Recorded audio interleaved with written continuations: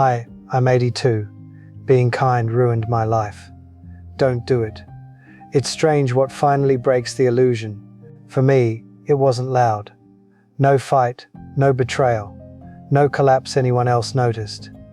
It was a quiet afternoon. Too quiet. I was sitting alone at a small kitchen table that once held a family without effort. Now it held one chair, one cup. The clock on the wall was ticking louder than it should have. I remember thinking calmly, if I disappeared tomorrow, I don't think anyone would be surprised. That thought didn't bring panic, it brought certainty. And certainty is hard to escape. If this sounds familiar, stay with me. Subscribe, not for inspiration but for truths most people only understand too late. I had lived 82 years by then.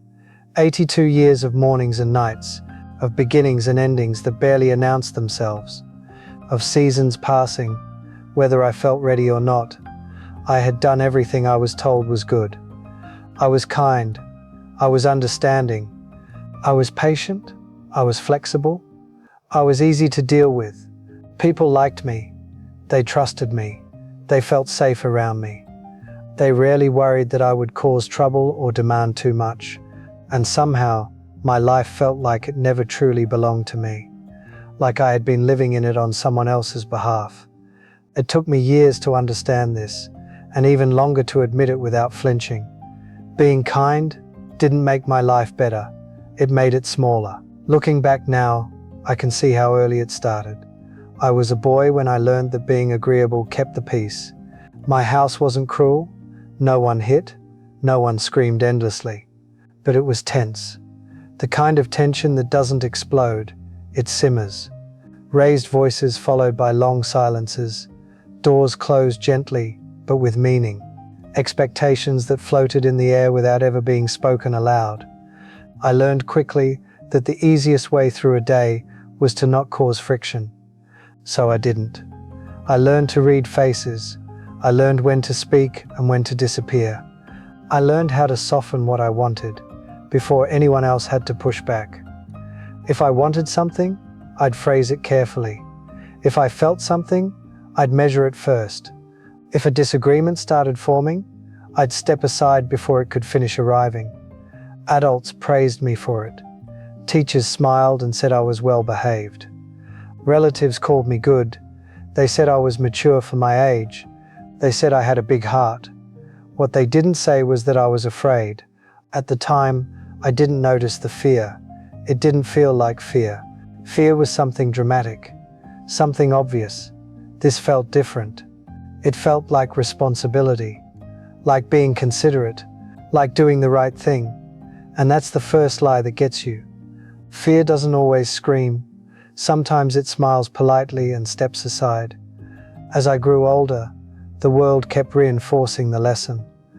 Be nice. Don't rock the boat. Be understanding. Give people the benefit of the doubt, especially if you're not the loud one. Especially if you don't want trouble. Especially if you want to be liked. There's a promise hiding inside that advice. A quiet one. It doesn't announce itself. It doesn't demand belief. It simply waits to be accepted. It says, if you are kind enough, the world will take care of you. If you are patient enough, people will return it. If you bend enough, you'll never break. That promise followed me everywhere. I carried it into my friendships, into my marriage, into my work. I said yes when my body wanted to say no. I agreed when something inside me tightened. I stayed quiet when I felt erased. And every time I did, I told myself I was being virtuous. That's what makes this so dangerous. Because cowardice doesn't look ugly when it's wearing the mask of kindness. It looks noble. It looks selfless. It looks admirable. It looks like something you'd want to be praised for. Only later did I realize how much I was building my life around a wrong idea. I believed that being needed was the same as being valued. I believed that being agreeable was the same as being respected. I believed that sacrifice done quietly and often enough would eventually be seen. So I aimed my life in that direction. I became the reliable one, the understanding one, the one who didn't complain, the one who would figure it out. People leaned on me, and I let them. At first it felt good. Being needed feels like purpose when you don't yet know yourself. When you don't know who you are without someone else depending on you. I told myself I was strong because I could endure. I told myself I was generous because I gave without asking. I told myself that wanting less was a form of wisdom. I told myself I was generous for do the no, but the truth was simpler and harder to swallow. I didn't trust myself to survive conflict, so I avoided it. There were signs long before I was ready to see them. Quiet ones, the kind you can explain away without lying to yourself. A tiredness that sleep didn't fix. An irritation that lingered without a clear reason. Days that felt busy, even full, yet somehow hollow when they ended. I remember standing at my job one afternoon, listening as someone took credit for work I had done. They didn't raise their voice. They didn't act proud or aggressive. It was said casually, almost absent-mindedly, as if the ownership of that work was obvious. Something rose in me. Not anger exactly, more like heat. A pressure behind my ribs. My body preparing for a response my mouth had already decided not to give. I said nothing. I smiled. I told myself it wasn't worth the trouble. That sentence became familiar. Too familiar. It wasn't worth the trouble. I used it in offices, at dinner tables, in conversations that mattered more than I admitted. In my own head, long before anyone else heard it. That sentence stole more from me than any open conflict ever could. Because the trouble I avoided didn't vanish. It turned inward. It settled into my shoulders, which stayed tight even when I rested. Into my jaw, clenched without permission. Into nights of sleep that never quite restored anything. It grew into a quiet resentment I refused to name, because naming it would have meant admitting how often I had betrayed myself. At the time, I didn't notice how much I was shrinking. That kind of change doesn't announce itself. It happens gradually, polite, unremarkable. Only later did the pattern become clear. Every time someone crossed a line and I stayed silent, that line shifted. Every time I explained myself instead of refusing, my own voice lost volume. Every time I chose harmony over honesty, I was teaching people exactly how much they could take. Not because they were cruel, but because I made it easy. I would Murin say the overachieved to 40s, of not to Sreeds. That's the truth no one prepares you for. Most people aren't villains. They don't wake up wanting to take advantage of anyone. They're just comfortable. And comfort grows wherever it isn't questioned. If this felt uncomfortably familiar, leave a quiet like or a brief comment. Acknowledgement is where honesty begins. The realization didn't arrive suddenly. There was no single moment I could point to and say that's when it broke. It crept in quietly, patiently, through moments so small they didn't seem worth reacting to, yet so frequent they began to leave a mark. Being interrupted, then expected to continue as if nothing happened. Being overlooked in decisions that affected me directly. Being asked to understand again and again, as if understanding were my permanent role. At some point, people stopped asking. They assumed I would handle it. I would adapt. I would make space. And I did, for years. Until one day I looked around and realized my life had become a long series of accommodations. Adjustments piled on top of adjustments, until there was hardly anything left that felt untouched. I had thoughts I never voiced, preferences I never defended, dreams I rounded at the edges until they lost their shape entirely. And the strangest part wasn't that I felt empty. It was that people thought I was happy. They called me calm. They called me wise. They said I never seemed upset. That wasn't because I lacked emotion. It was because I had trained myself to hide it. But emotions don't disappear because you refuse to acknowledge them. They wait. They gather quietly in places you don't check very often. Reflection came late for me, later than I would have chosen. So I began asking questions I had avoided for most of my life. Why did saying no feel threatening? Why did disappointing others feel like personal failure? Why did wanting space fill me with guilt? The answers were uncomfortable. I was afraid of rejection, afraid of being labeled difficult, afraid of losing affection that was never conditional, but always felt fragile. That's when I understood what I had been calling kindness. It wasn't generosity, it was hiding. It allowed me to avoid confrontation while still believing I was taking the moral high ground. That's a difficult thing to admit, but once you see it, you can't unsee it. Real kindness doesn't erase you to maintain peace. It includes you in the cost. What I practiced wasn't kindness at all. It was self-erasure, carefully disguised as virtue. When I was young, the world moved at a different pace. Days unfolded slowly, even when they were heavy. People spoke less about boundaries and more about duty. There was quiet honor in endurance, pride in keeping things inside. You proved yourself by how much you could carry without complaint. Back then, silence was mistaken for strength. But even now, with all the words we've learned and all the language we've created for self-understanding, the confusion hasn't disappeared. Being nice is still rewarded more than being honest. Being agreeable is still safer than being true. And saying no is still treated like a personal failure instead of a personal choice. What has changed is the speed. Everything moves faster now. Expectations arrive without warning. Messages pile up. Needs are constant and loud. People are tired, overstimulated, impatient. And without meaning to, they lean hardest on the ones who never push back. If you don't guard your time, someone else will decide how it's used. If you don't protect your energy, it will be taken in small, polite pieces. If you don't define your limits, they won't be respected. They'll be tested. I wish someone had told me that earlier. Not wrapped in wisdom, not written in a book, not offered as advice, but as a warning. The internal shift came late for me, but it came clearly. Every yes extracts a cost. Sometimes that cost is time you don't recover.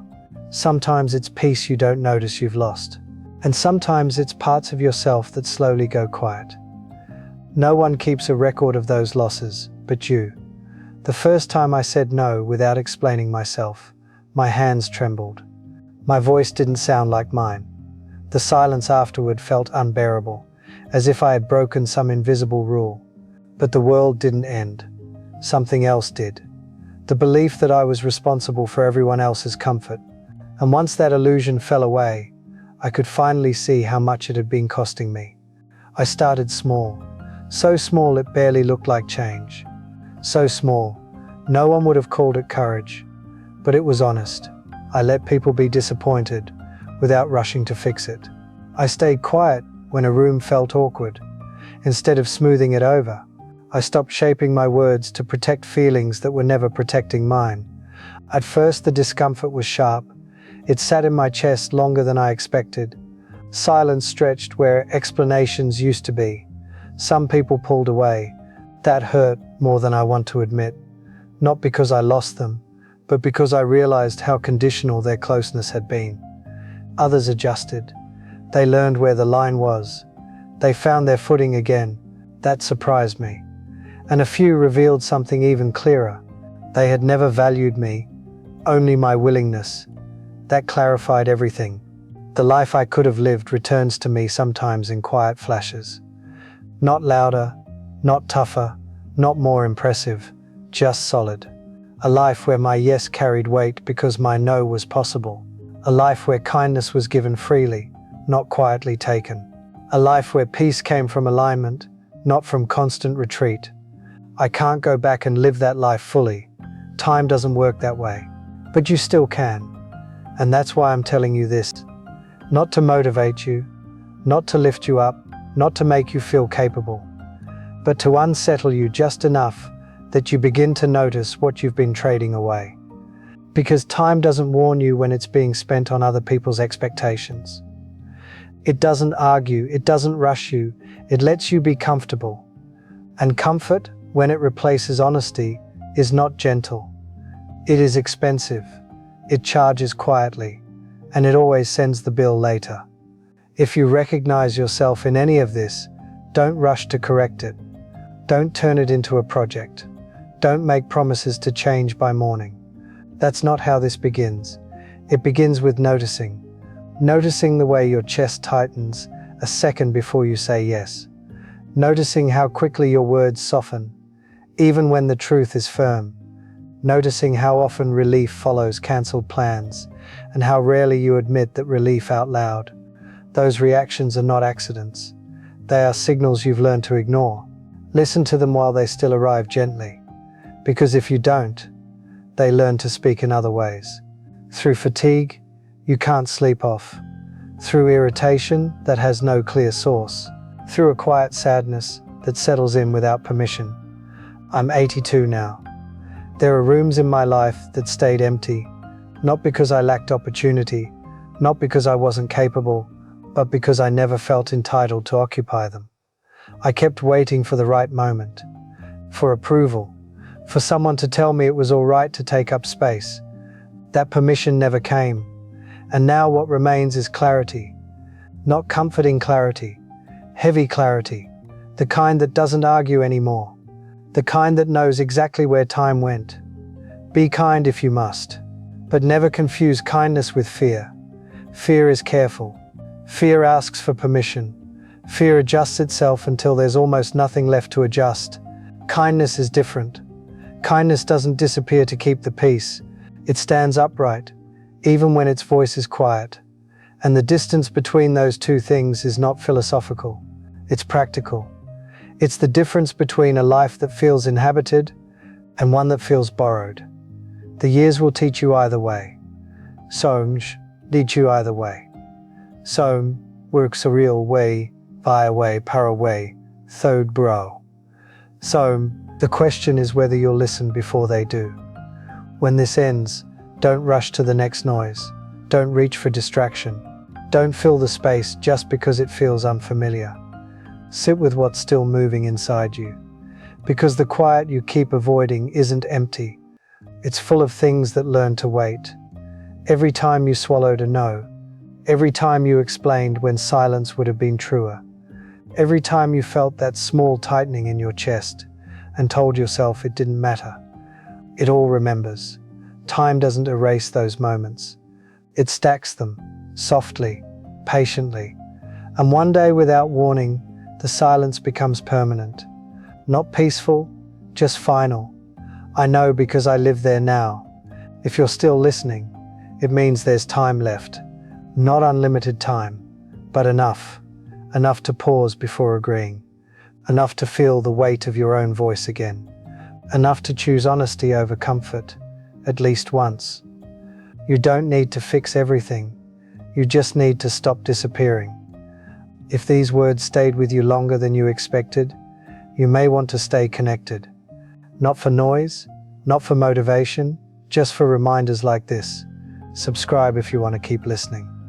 And when the screen goes dark, stay still a moment longer. Silence doesn't arrive all at once. It arrives one ignored truth at a time.